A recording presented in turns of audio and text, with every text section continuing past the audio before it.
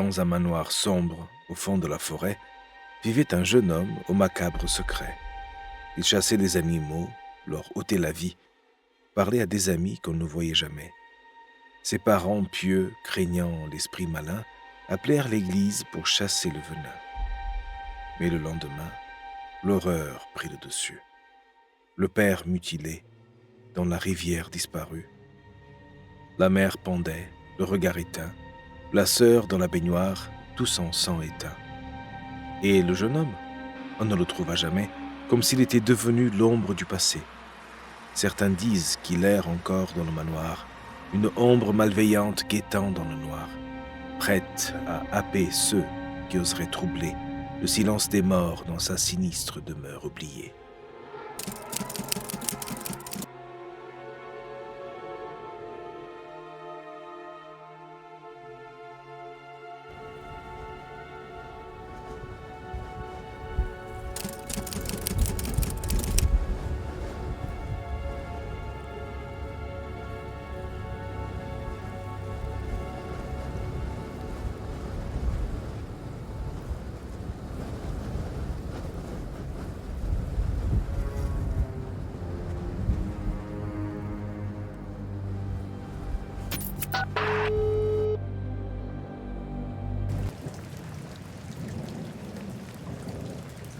La pluie battante frappait les vitres du petit bureau exigu où Lucie travaillait. À travers les fines gouttes d'eau qui glissaient sur la fenêtre, la ville semblait floue, presque irréelle, comme un paysage dans un rêve. Elle soupira, laissant tomber sa tête dans ses mains. Cela faisait 3 ans qu'elle avait quitté l'université, son diplôme de journalisme en poche, pleine d'espoir et d'ambition. Aujourd'hui, elle se retrouvait ici, dans les locaux d'un journal à la réputation étrange, Le Veilleur mystérieux, spécialisé dans les faits insolites et surnaturels. Au début, elle avait trouvé cela excitant, l'idée de poursuivre des histoires que personne d'autre n'osait couvrir. Les disparitions inexpliquées, les rumeurs de créatures étranges, les maisons hantées. Chaque article était une plongée dans l'inconnu, un défi à la rationalité. Mais récemment, Lucie commençait à se demander si tout cela n'était pas qu'un ramassis de bêtises, des contes pour effrayer les enfants. C'est alors que son téléphone vibra, brisant le silence pesant de la pièce. Elle jeta un œil à l'écran, un message de son rédacteur en chef. « Viens me voir, j'ai une nouvelle mission pour toi. » Lucie se leva, une pointe d'excitation naissant malgré elle. Peut-être que cette fois ce serait différent. Peut-être que cette histoire aurait quelque chose de plus réel. Elle ajusta sa veste et se dirigea vers le bureau du rédacteur en chef, le cœur battant un peu plus vite. Elle ignorait encore à quel point cette prochaine mission allait changer sa vie à jamais. Une fois entrée dans le bureau exigu du rédacteur en chef, Lucie ressentit immédiatement une tension dans l'air, comme si quelque chose de lourd planait dans la pièce. Il leva les yeux vers elle, son visage éclairé uniquement par la lueur blafarde de l'écran d'ordinateur. « Lucie, j'ai un nouveau sujet pour toi, » dit-il sans préambule, sa voix grave semblant résonner dans l'espace confiné. « Il y a une petite ville nommée Bloodwood. Ils ont un problème de disparition. Beaucoup trop de disparitions. » Elle fronça les sourcils, ses doigts tapotant nerveusement sur le dossier de la chaise en face de lui. Bloodwood. Le nom seul évoquait quelque chose de sinistre. Une ville perdue dans l'obscurité, mais elle ne put s'empêcher de ricaner doucement. « Vous voulez que je traverse tout le pays pour un autre de ces récits à dormir debout ?» Elle essayait de dissimuler son malaise par le sarcasme, mais une part d'elle savait déjà qu'il n'allait pas lui laisser le choix. Le rédacteur en chef ne sourit pas. Il la fixa avec une intensité qui fit frissonner l'échine de Lucie. « C'est plus sérieux que ce que tu penses. Les autorités locales sont à court d'explications. Des dizaines de personnes disparues et pas une seule trace. Il faut quelqu'un pour enquêter là-bas. » Un silence pesant s'installa, seulement troublé par le tic-tac d'une horloge sur le mur. Elle savait qu'il était inutile de protester davantage. Lorsqu'il la regardait ainsi, c'était une affaire conclue. Une étrange sensation de froid s'insinua en elle, comme si un vent glacial venait de passer dans la pièce. Finalement, elle hocha la tête, résignée. « Très bien, j'irai à Bloodwood », murmura-t-elle, les mots flottant dans l'air comme un présage.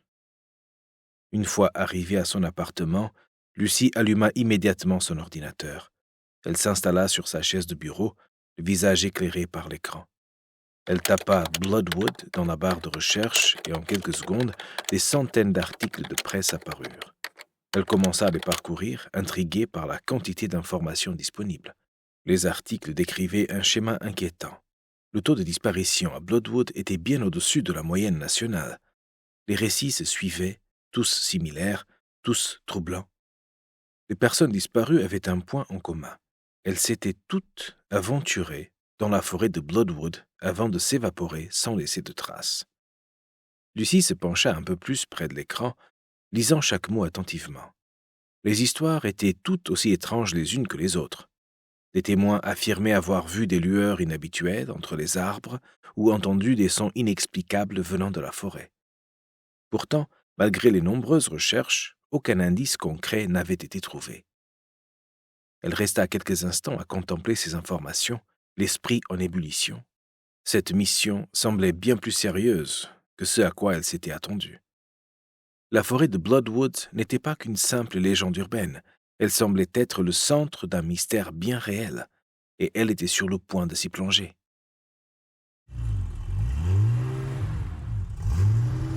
Les heures s'écoulèrent, le paysage changeant lentement autour de Lucie. Les collines verdoyantes et les champs ouverts laissèrent progressivement place à des bois plus sombres, des forêts denses où la lumière du soleil peinait à percer. La route se rétrécissait de plus en plus, devenant sinueuse et parsemée de nids de poules, comme si elle n'avait pas été entretenue depuis des années. Les rares panneaux de signalisation étaient ternes, leurs peintures écaillées et indiquaient de petites villes au nom qu'elle ne reconnaissait pas. Au fur et à mesure qu'elle s'approchait de sa destination, le ciel semblait lui aussi se transformer. Ce qui avait commencé comme une belle journée ensoleillée était maintenant couvert de nuages lourds et sombres masquant le soleil. Le paysage tout entier semblait s'assombrir, les couleurs s'estompaient et une sensation de lourdeur pesait dans l'air. Lucie baissa un peu la fenêtre, espérant qu'un peu d'air frais chasserait cette impression. Mais le vent qui s'engouffra dans la voiture était froid et humide, presque glacial. Elle remarqua un panneau à moitié caché par la végétation, indiquant Bloodwood à quelques kilomètres. Un frisson involontaire lui parcourut l'échine. La végétation semblait plus dense ici. Les arbres aux troncs noueux et aux branches entrelacées formaient un véritable mur végétal de chaque côté de la route. Même les oiseaux, d'ordinaire si bruyants, semblaient se taire dans ces bois. Alors qu'elle continuait d'avancer, elle vit une vieille voiture abandonnée sur le bas-côté. Ses vitres étaient brisées et une épaisse couche de mousse recouvrait sa carrosserie rouillée, signe qu'elle était là depuis un long moment. Lucie ralentit, jetant un œil à l'intérieur, mais la voiture était vide. Seule une chaussure usée traînait sur le siège passager. Elle accéléra légèrement, mal à l'aise face à cette scène. Les minutes s'étiraient comme des heures alors qu'elle continuait son chemin. Elle passa devant une ferme délabrée, ses volets fermés et son porche en ruine. Il n'y avait aucun signe de vie, pas un bruit, pas de lumière. Lucie sentit son cœur s'alourdir dans sa poitrine. C'était comme si ce lieu était abandonné depuis longtemps, oublié du monde extérieur. La route se transforma finalement en un chemin de terre et la voiture secoua sous ses pieds. Les arbres se resserraient autour d'elle, leurs branches tordues formant une sorte de tunnel sombre. Il lui sembla un instant voir une silhouette à la lisière de la forêt, mais en regardant de nouveau, il n'y avait rien, juste les arbres qui se dressaient tels des sentinelles silencieuses. Enfin, elle aperçut une autre pancarte, encore plus usée que la précédente, marquée par les intempéries. « Bienvenue à Bloodwood ». L'inscription était à peine lisible, comme si le temps lui-même avait essayé d'effacer ce lieu de la carte. Lucie inspira profondément, ses doigts crispés sur le volant. Elle avait atteint sa destination, mais l'atmosphère pesante de l'endroit lui donnait déjà l'impression d'être entrée dans un autre monde, un monde où le temps et la réalité semblaient se déformer. Lucie franchit les limites de Bloodwood et immédiatement une sensation glaciale l'envahit. C'était comme si elle venait de pénétrer dans un royaume oublié du temps, où le jour se confondait avec la nuit et où le silence pesait comme une chape de plomb. La ville se dévoilait peu à peu, une vision décharnée de bâtisses anciennes aux façades ternies par les années, comme des spectres figés dans une éternelle attente. La route la conduisit jusqu'au centre de ce hameau morne où les rues semblaient désertes et les fenêtres des maisons, voilées de lourds rideaux poussiéreux, observaient d'un regard aveugle sa progression. Chaque pas de sa voiture résonnait comme un écho funèbre dans ce lieu où la vie semblait s'être retirée, laissant place à une étrange mélancolie. Elle gara sa voiture devant ce qui semblait être l'unique auberge de la ville. Son enseigne, usée par le temps, pendait misérablement, grinçant faiblement sous l'effet d'un vent fantomatique. Lucie inspira profondément, comme pour se préparer à affronter ce qui l'attendait derrière ces murs défraîchis. En posant la main sur la poignée de la porte, elle ressentit une vague de froid la traverser, comme si ce simple contact l'avait mise en communication avec quelque chose de profondément ancien et profondément troublant. À l'intérieur, l'air était lourd, saturé d'une odeur de bois vieilli et d'humidité. La pénombre régnait, à peine troublée par la lueur tremblotante de quelques bougies vacillantes, jetant des ombres mouvantes sur les murs. Chaque meuble, chaque recoin semblait empreint d'une histoire oubliée, d'une présence tacite qui l'observait. Un homme, aux traits marqués par le temps et l'usure, se tenait derrière le comptoir. Ses yeux, d'un gris pâle, se fixèrent sur elle avec une intensité qui la fit frissonner. « Vous êtes arrivé, » dit-il d'une voix rauque, brisant le silence oppressant de la pièce. Il ne s'agissait pas d'une question, mais d'une déclaration, comme s'il l'attendait depuis toujours, comme si sa venue à Bloodwood était inscrite dans quelque sombre prophétie. Lucie hocha la tête, incapable de prononcer un mot.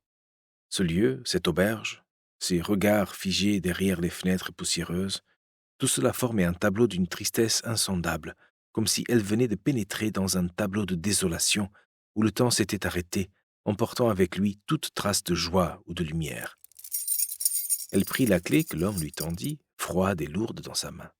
« La forêt » murmura-t-il alors, comme un avertissement glissé dans la brume. « Évitez la forêt, mademoiselle. Elle ne pardonne pas. » L'homme resta immobile pendant un moment, ses yeux gris la fixant avec une intensité qui semblait sonder son âme. Puis, soudainement, ses lèvres se fendirent en un large sourire, et un rire rauque s'échappa de sa gorge. Ce rire résonna dans la salle vide, brisant l'atmosphère lugubre qui pesait sur les lieux. « Vous aviez cru, n'est-ce pas ?» lança-t-il entre deux éclats de rire. Sa voix était maintenant teintée d'un amusement non dissimulé. « Ah, pardonnez-moi, mademoiselle, c'était trop tentant de jouer le jeu. » Lucie resta figée un instant, encore sous l'effet des mots qu'il avait prononcés auparavant. Puis, lentement, la tension qui habitait ses épaules se relâcha. Elle cligna des yeux, essayant de démêler ce qui venait de se passer. « Je suis désolé, » reprit-il, essuyant une larme de rire au coin de son œil. « Je suis un ami de votre rédacteur en chef. Il m'avait prévenu de votre arrivée. Et dans cette petite ville, tout le monde se connaît. » Il secoua la tête, comme s'il savourait encore sa propre blague. « Quand j'ai vu une nouvelle tête, j'ai su tout de suite que vous étiez la journaliste. On n'a pas beaucoup de visiteurs par ici, vous savez. » Lucie le dévisagea, partagée entre la surprise et l'embarras. Elle sentit ses joues s'empourprer légèrement. Bien sûr, tout cela n'était qu'une mise en scène, une farce pour l'accueillir dans cette ville qui semblait déjà pleine de mystères. Mais quelque chose, dans le fond de son esprit, continuait de murmurer que tout cela n'était pas entièrement une plaisanterie. « Vous m'avez eu, » admit-elle finalement avec un demi-sourire. « C'était plutôt bien joué. »« Eh bien, considérez cela comme un rite de passage, » répondit-il avec un clin d'œil. « Vous verrez, Bloodwood est une ville accueillante malgré les rumeurs. On aime bien taquiner les nouveaux venus. » Il se redressa derrière le comptoir, reprenant son sérieux. « Si vous avez besoin de quoi que ce soit, n'hésitez pas à demander. Nous sommes une petite communauté ici, et nous prenons soin les uns des autres. » Lucie hocha la tête, toujours un peu déstabilisée par ce retournement. Elle serra la clé dans sa main, une froideur métallique qu'elle ne put s'empêcher de remarquer à nouveau. Elle murmura un remerciement avant de se diriger vers l'escalier menant aux chambres. En montant les marches, une étrange impression ne la quittait pas. Peut-être était-ce simplement la plaisanterie de l'aubergiste, ou peut-être était-ce quelque chose de plus subtil, quelque chose qui flottait dans l'air de Bloodwood, une atmosphère indéfinissable, comme un écho de rire résonnant au-delà des murs, masquant une réalité plus sombre. Une fois dans sa chambre, Lucie déposa ses affaires sur le lit, jetant un regard rapide autour d'elle. La pièce était modeste, à l'image de l'auberge, avec ses murs ornés de papier peint délavé et son mobilier ancien. Elle n'avait pas l'intention de s'attarder ici. Son esprit était déjà tourné vers l'extérieur, avide de découvrir cette ville qui, malgré la plaisanterie de l'aubergiste, continuait de susciter en elle une curieuse fascination. Sans perdre de temps, elle ressortit. La porte claqua doucement derrière elle, comme un soupir, et elle descendit l'escalier, traversa le hall silencieux et franchit la porte d'entrée. La rue était déserte, tout comme lorsqu'elle était arrivée. Le ciel était couvert d'un voile gris, jetant une lumière terne sur les bâtiments. Un léger frisson parcourut l'air, portant avec lui l'écho du vent qui soufflait entre les arbres. Elle marcha son but précis, ses pas résonnant sur le pavé irrégulier. La ville semblait prise dans une sorte de somnolence, une torpeur étrange qui donnait l'impression que le temps s'écoulait différemment ici. Les maisons, alignées le long de la rue principale, avaient toutes un air abandonné, leurs volets mi-clos, comme des paupières à demi fermées sur un sommeil inquiet. Très vite, son regard fut attiré par l'immense forêt qui entourait la ville. Les arbres, hauts et anciens, formaient un mur naturel, leurs branches entrelacées s'agitant sous les assauts du vent. On entendait le souffle du vent taper contre les feuilles, un bruissement constant, comme un murmure insistant qui semblait l'appeler. Ce murmure était à la fois apaisant et inquiétant, un chant sauvage et indompté qui parlait d'un monde où l'homme n'avait plus sa place. Lucie s'approcha un peu plus, sentant son cœur battre un peu plus fort dans sa poitrine. Il y avait quelque chose d'hypnotique dans ce spectacle, cette forêt qui se dressait, silencieuse et impénétrable, comme un gardien d'un secret ancien. Elle se rappela les articles qu'elle avait lus, les disparitions, toutes reliées à cet endroit. La forêt de Bloodwood n'était pas simplement un lieu, elle était une entité à part entière, avec sa propre âme, sombre et insondable. Les arbres semblaient la fixer de leurs cimes mouvantes, comme s'ils étaient conscients de sa présence. Chaque bruissement de feuilles, chaque craquement de branches sonnait comme un avertissement, ou peut-être une invitation. Lucie resta là, immobile, luttant contre l'étrange sensation d'être observée. Elle fit quelques pas en arrière, sentant le besoin de mettre une distance entre elle et cette lisière sombre. La ville, malgré son calme apparent, était vivante d'une manière différente, comme une bête en veille, toujours à l'affût. Elle se détourna finalement de la forêt, continuant son exploration de la ville, tout en gardant en tête cette présence constante derrière elle. Lucie se dirigea vers le commissariat de police, sa carte de presse en main, prête à obtenir des informations sur les disparitions. Ses pas résonnaient faiblement sur les pavés de la rue, le silence environnant ne faisant qu'accentuer l'écho de ses mouvements. Les bâtiments semblaient se refermer autour d'elle, comme pour la guider vers le cœur sombre de la ville. En chemin, son regard fut attiré par une feuille de papier accrochée à un vieux poteau en bois. Le papier était jauni par le temps, les coins usés et déchirés par les assauts du vent. Elle s'approcha lentement, ses yeux parcourant les mots inscrits à la hâte. C'était une affiche décrivant un enfant porté disparu. La photo, en noir et blanc, montrait un visage souriant, innocent, les yeux pétillants de vie. Un contraste déchirant avec le texte qui l'accompagnait, un appel désespéré pour retrouver cet enfant perdu. Lucie sentit un frisson glacial lui parcourir l'échine. Cette affiche semblait faire écho aux nombreux articles qu'elle avait lus, les disparitions qui avaient hanté cette ville, ces mystères enfouis dans les ombres de la forêt. L'enfant, comme tant d'autres, s'était aventuré trop près de ce lieu maudit. Elle arracha doucement l'affiche du poteau, son regard se perdant un instant dans le vide. Ce simple morceau de papier semblait résumer toute l'horreur de Bloodwood, une ville marquée par la perte et l'oubli. Elle la glissa dans sa poche, comme une preuve tangible de ce qui l'attendait ici. Arrivant finalement au commissariat, elle poussa la porte, le grincement métallique résonnant dans le hall sombre. Le mur était recouvert de tableaux d'affichage, de notes griffonnées et de photos. Chaque élément semblait raconter une histoire différente, mais toutes convergeant vers un même point, la forêt. Lucie serra sa carte de presse, espérant que cela suffirait pour obtenir l'accès au dossier des disparitions. Elle savait que ce qu'elle découvrirait ici ne serait pas agréable, mais c'était un passage obligé, une plongée nécessaire dans les méandres de ce mystère. Le commissaire, un homme aux traits fatigués, la reçut avec un air de méfiance, mais la carte de presse sembla lever une partie de sa réserve. Il hocha la tête sans un mot, l'invitant à le suivre dans une pièce adjacente où étaient entassés des classeurs poussiéreux.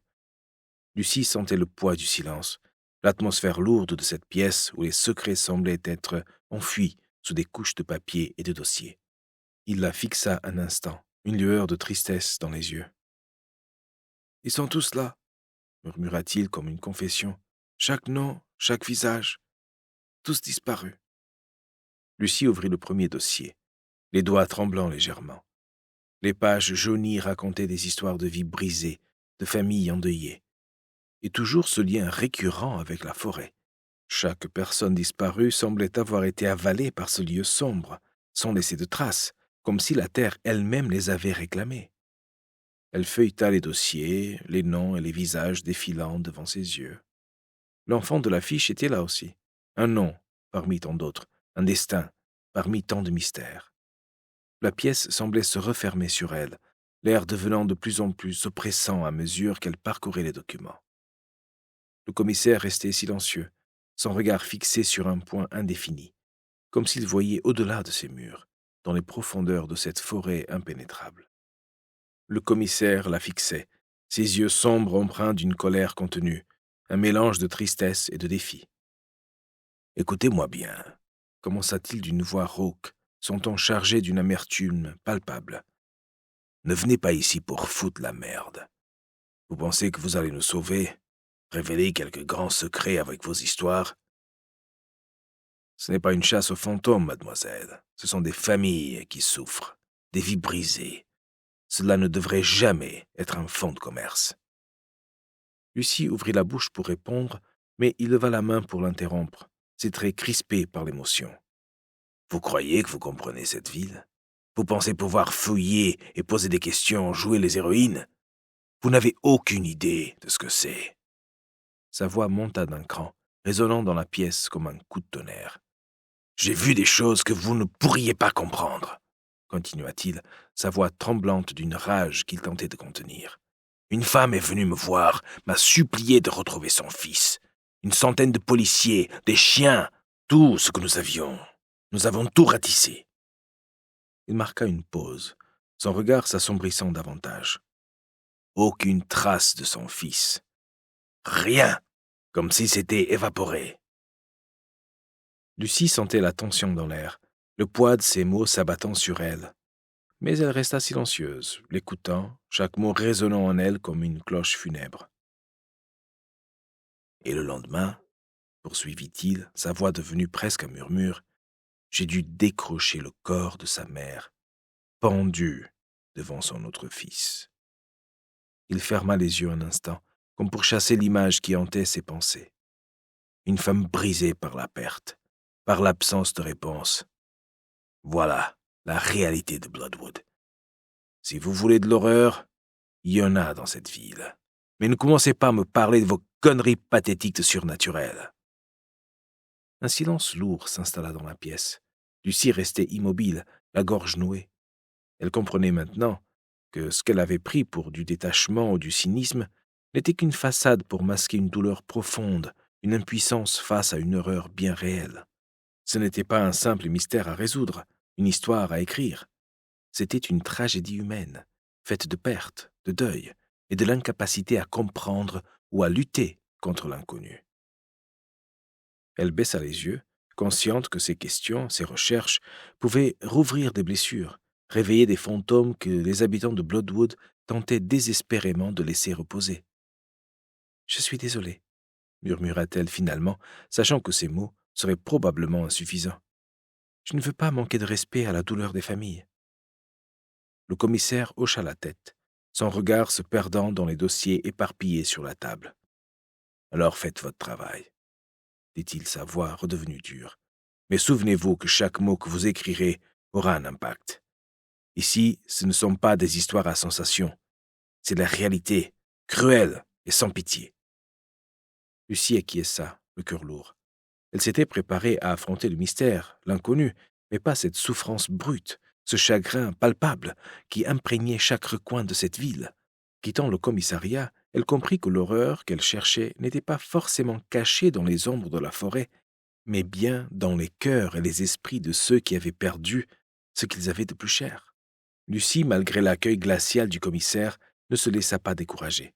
Elle décida de se rendre directement auprès des habitants pour recueillir des témoignages. Cependant, sa démarche se révéla plus difficile qu'elle ne l'avait imaginé. Les portes s'entr'ouvraient à peine, laissant apparaître des visages méfiants, des regards furtifs qui la jaugeaient avant de claquer les portes devant elle. Le mot « journaliste » semblait éveiller une méfiance instinctive, une hostilité à peine voilée. Chaque porte qui se fermait devant elle semblait sceller un peu plus le mystère qui enveloppait Bloodwood. Après une série de refus et de portes claquées, elle se retrouva dans une petite aire de jeu abandonnée, à l'écart du centre-ville. L'endroit était désert, les balançoires rouillés grinçant doucement sous l'effet du vent. Lucie s'apprêtait à faire demi-tour lorsqu'elle aperçut un enfant, seul, assis sur l'une des balançoires. Il se balançait doucement, les yeux fixés sur un point invisible devant lui, l'air pensif. Quelque chose dans son expression, dans la façon dont il regardait le vide, attira son attention. Elle s'approcha prudemment et s'assit sur la balançoire à côté de lui. Le garçon ne tourna même pas la tête vers elle, continuant de fixer le même point à l'horizon, comme s'il voyait quelque chose que les autres ne pouvaient pas voir. « Salut, » dit-elle doucement, cherchant à ne pas l'effrayer. « Je m'appelle Lucie. Tu t'amuses bien ici ?» Le garçon haussa les épaules, ses petites jambes balançant d'avant en arrière. « Ils ne veulent plus jouer avec moi, » murmura-t-il enfin, sa voix à peine audible. « Ils disent que je suis bizarre. » Lucie sentit son cœur se serrer. Pourquoi ils disent ça? Le garçon tourna lentement la tête vers elle, ses yeux brillants d'une étrange lueur. « Parce que je parle de Fauchambre, » répondait-il simplement. « Fauchambre ?»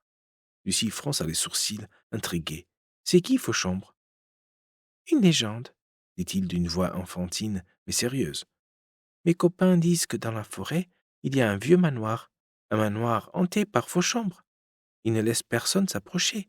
Ceux qui s'en approchent disparaissent. » Lucie écoutait attentivement, chaque mot du garçon éveillant en elle un mélange de curiosité et d'appréhension. La forêt, le manoir, Fauchambre, ces éléments se mêlaient dans son esprit, formant une image de plus en plus sombre du mystère de Bloodwood. Elle s'apprêtait à poser une autre question quand une voix perça l'air, stridente et pleine de colère. « Qu'est-ce que vous faites à parler à mon fils ?»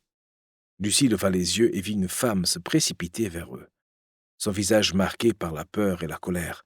Elle attrapa l'enfant par le bras, le tirant brusquement de la balançoire. « Allez, rentre à la maison !» ordonna-t-elle à son fils. Puis elle se tourna vers Lucie, les yeux flamboyants de fureur. « Pourquoi vous parlez à mon fils?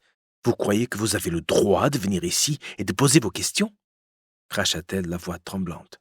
« Cette ville n'a pas besoin de pourriture comme vous. Les journalistes comme vous ne font qu'apporter plus de malheur. On n'a pas besoin de votre curiosité morbide ici. » Lucie resta silencieuse, choquée par la violence des paroles de la femme. Elle regarda l'enfant, qui avait baissé les yeux, évitant son regard.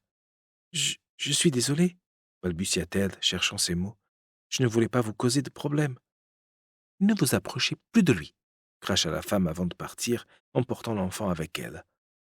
Lucie les regarda s'éloigner, son esprit encore absorbé par les paroles du garçon. Fauchambre, le manoir hanté dans la forêt. Chaque nouvel élément qu'elle découvrait ne faisait qu'approfondir le mystère, rendant la réalité de Bloodwood de plus en plus insaisissable, comme un ombre fuyant entre les arbres. Elle resta là un moment, seule dans l'air de jeu vide, l'écho du vent et des paroles du garçon flottant encore autour d'elle. Bloodwood gardait jalousement ses secrets, et il semblait que chaque pas vers la vérité ne faisait que révéler davantage de ténèbres. Même si les paroles du garçon n'étaient probablement que des histoires de gamins, quelque chose dans la manière dont il avait parlé de Fauchambre restait dans l'esprit de Lucie. De retour dans sa chambre d'auberge, elle s'installa devant son ordinateur portable et commença à chercher tout ce qu'elle pouvait trouver sur cette légende locale. Les habitants de Bloodwood semblaient avoir développé une véritable mythologie autour de leur forêt, et peut-être que ce Fauchambre n'était qu'une partie de ce mystère plus vaste. La première heure de recherche ne lui révéla que des bribes de folklore et de récits vagues, des légendes locales transmises de génération en génération, souvent altérées par le temps et les peurs populaires. Mais peu à peu, elle parvint à rassembler des éléments plus concrets, des récits plus anciens qui semblaient converger vers une même figure, le Fauchambre. La légende racontait qu'il y a des siècles, un homme mystérieux était arrivé à Bloodwood. Nul ne connaissait son nom ni son origine, mais son arrivée coïncida avec une série d'événements troublants. Les récoltes dépérissaient, les animaux disparaissaient, et les nuits étaient hantées par des cris étranges venant de la forêt. Les habitants superstitieux en vinrent à croire que cet étranger était à l'origine de leur malheur. Selon les histoires, l'homme avait choisi de s'installer dans un manoir à l'orée de la forêt, un lieu qu'on disait déjà maudit avant même son arrivée. Les villageois l'appelèrent Fauchambre, en raison de sa silhouette toujours enveloppée dans de longues capes sombres et de sa présence inquiétante qui semblait aspirer la lumière autour de lui. Au fil des ans, la légende devint plus sombre. On racontait que Fauchambre avait conclu un pacte avec les esprits de la forêt, qu'il était devenu le gardien d'un monde de ténèbres caché entre les arbres. On disait que les enfants qui s'égaraient dans la forêt disparaissaient parce qu'ils étaient emportés par Fauchambre, emmenés dans son manoir pour y subir un sort inconnu. Certains prétendaient avoir vu des lueurs dans la forêt de la nuit, des flammes fantomatiques qui dansaient entre les arbres, ou encore entendu des murmures, des chants étranges qui semblaient émaner du cœur même de la terre. Mais ce qui rendait la légende du Fauchambre encore plus terrifiante, c'était le silence qui l'entourait. Les habitants de Bloodwood avaient appris à ne plus en parler, comme s'ils craignaient d'attirer son attention, simplement en prononçant son nom. Au fil du temps, le manoir où le Fauchambre aurait vécu était devenu un lieu tabou, enfui sous les ronces et les arbres de la forêt. Personne ne savait plus vraiment où il se trouvait, ou même s'il avait réellement existé. Lucie parcourut ces récits avec une fascination grandissante. Il y avait quelque chose de profondément troublant dans cette figure du Fauchambre, une présence intangible mais oppressante qui semblait hanter la ville et sa forêt. La manière dont les habitants semblaient craindre cette légende, leur silence sur le sujet, tout cela laissait entendre qu'il y avait plus qu'une simple histoire à effrayer les enfants. Elle se souvenait des mots du garçon à la balançoire, de la manière dont il avait parlé du manoir dans la forêt, comme si pour lui ce lieu existait réellement, comme si Fauchambre était une réalité tangible, pas seulement une figure de légende. Peut-être que les enfants de Bloodwood savaient quelque chose que les adultes refusaient de voir ou d'admettre. Peut-être que ce manoir cachait vraiment quelque chose, une vérité enfouie sous des années de peur et de silence. Lucie se redressa, son esprit en ébullition. Elle avait désormais un nouvel objectif. La forêt de Bloodwood abritait bien des secrets, et parmi eux, peut-être le plus ancien et le plus terrifiant de tous, la légende du Fauchambre. Qu'il s'agisse d'une superstition ou d'une réalité sinistre, elle devait en savoir plus. Ouvrir le reportage sur la légende du Fauchambre lui permettrait de toucher à un aspect essentiel de l'histoire de Bloodwood, la peur de l'inconnu. Cette légende incarnait l'obscurité qui semblait entourer chaque coin de rue, chaque arbre de la forêt. Elle symbolisait ce que les gens ne pouvaient pas comprendre ou contrôler. Les disparitions, bien réelles, étaient peut-être enveloppées dans ce mythe pour donner un visage à l'horreur, pour rendre supportable l'insupportable. Lucie comprenait que ce reportage ne serait pas simplement une enquête sur des faits, mais aussi une exploration des croyances, des superstitions et des ombres qui hantaient l'esprit des habitants. En commençant par la légende du Fauchambre, elle offrait une porte d'entrée dans cet univers étrange et inquiétant, un moyen de capturer l'essence de la ville et de ses mystères. Elle se sentit soudainement déterminée. Le Fauchambre n'était peut-être qu'une légende, mais il reflétait quelque chose de bien réel, la peur, l'incompréhension et la lutte de Bloodwood contre les ténèbres qui la cernaient. Son reportage commencerait par là, par cette histoire ancienne et sinistre, pour plonger ensuite dans la réalité des disparitions et tenter de comprendre ce qui se cachait vraiment derrière cette ombre qui planait sur la ville. Le lendemain matin, Lucie décida de se rendre à l'office de tourisme de Bloodwood pour en apprendre davantage sur la forêt. S'il y avait des plans ou des informations plus détaillées, cela l'aiderait à naviguer ce lieu mystérieux et à comprendre pourquoi il suscitait tant de craintes parmi les habitants. En entrant dans le petit bâtiment, elle fut accueillie par une ambiance terne et poussiéreuse. Des brochures décolorées étaient disposées sur un présentoir, affichant des paysages locaux qui semblaient dater d'une autre époque. Derrière le comptoir, une femme d'âge moyen parcourait distraitement des papiers, le visage fermé. Lucie s'approcha et lui adressa un sourire poli. « Bonjour, dit-elle, tentant d'adopter un ton amical. Je suis journaliste et je réalise un reportage sur la forêt de Bloodwood. Je voulais savoir si vous aviez des cartes ou des informations à ce sujet, peut-être des plans ou des conseils pour explorer la zone. » La femme leva les yeux, son expression s'assombrissant aussitôt. Elle ne répondit pas tout de suite, mais échangea un regard rapide avec une collègue assise un peu plus loin. L'atmosphère devint brusquement lourde, et Lucie sentit une tension palpable s'installer. La femme soupira, croisant les bras. « Des plans pour la forêt de Bloodwood. Vous pensez vraiment que c'est une bonne idée ?» demanda-t-elle, la voix empreinte d'une ironie amère. Lucie cligna des yeux, surprise par le ton. « Je me disais juste que pour un article, il pourrait être intéressant d'avoir quelques repères, des chemins ou des endroits à montrer. » La femme secoua la tête, l'air agacé. « La forêt de Bloodwood n'est pas comme les autres forêts, dit-elle lentement. Elle n'est pas cartographiée, elle bouge, elle change. Ceux qui s'y aventurent ne reviennent pas toujours avec les mêmes histoires. » Elle s'apprêtait à en dire plus, mais fut brusquement interrompue par une voix forte et autoritaire. Un homme d'âge mûr, apparemment le supérieur, se tenait à l'entrée de la pièce, les bras croisés. « La forêt de Bloodwood est fermée pour le moment, » déclara-t-il d'un ton ferme, coupant court à la conversation. Lucie se tourna vers lui, légèrement déconcertée par cette soudaine intervention. « Fermée ? Comment peut-on fermer une forêt ? » ?»« Pour des raisons de sécurité, » répondit-il froidement. « Nous avons eu des incidents, des disparitions. Les autorités ont décidé qu'il valait mieux interdire l'accès jusqu'à nouvel ordre. » La femme derrière le comptoir acquiesça, appuyant les paroles de son supérieur d'un hochement de tête. « C'est pour votre propre bien, » ajouta-t-elle d'une voix plus douce, presque soucieuse. « La forêt, elle n'est pas un endroit pour les curieux ou les aventuriers. Il vaut mieux rester à l'écart. » Lucie sentit son cœur battre plus fort. Cette interdiction, loin de la décourager, ne faisait que renforcer son intérêt. Quelque chose d'étrange se passait ici, quelque chose que les habitants tentaient de cacher, de protéger. « Je comprends, » dit-elle finalement, jouant la carte de la compréhension. « Mais si vous avez des informations, ne serait-ce que sur les sentiers périphériques ou des histoires locales, ça pourrait m'aider pour mon article. » L'homme soupira, visiblement exaspéré. « Vous ne trouverez pas ce que vous cherchez, » dit-il d'une voix résolue. « La forêt de Bloodwood n'a pas de carte, pas de sentier officiel. C'est un endroit sauvage, indomptable. Les histoires locales ne sont que cela, des histoires, rien de plus. » Il tourna les talons, indiquant clairement que la discussion était close. Lucie resta un instant immobile, absorbant l'étrange mélange d'hostilité et de mise en garde. Elle les remercia poliment avant de quitter l'office de tourisme, une nouvelle vague de questions tourbillonnant dans son esprit. Si quelqu'un pouvait l'aider à accéder à la forêt, c'était bien John. Lucie avait entendu parler de lui lors de ses premières recherches sur Bloodwood. Ancien militaire, il avait vécu dans la région depuis des années et s'était forgé une réputation par-delà la forêt.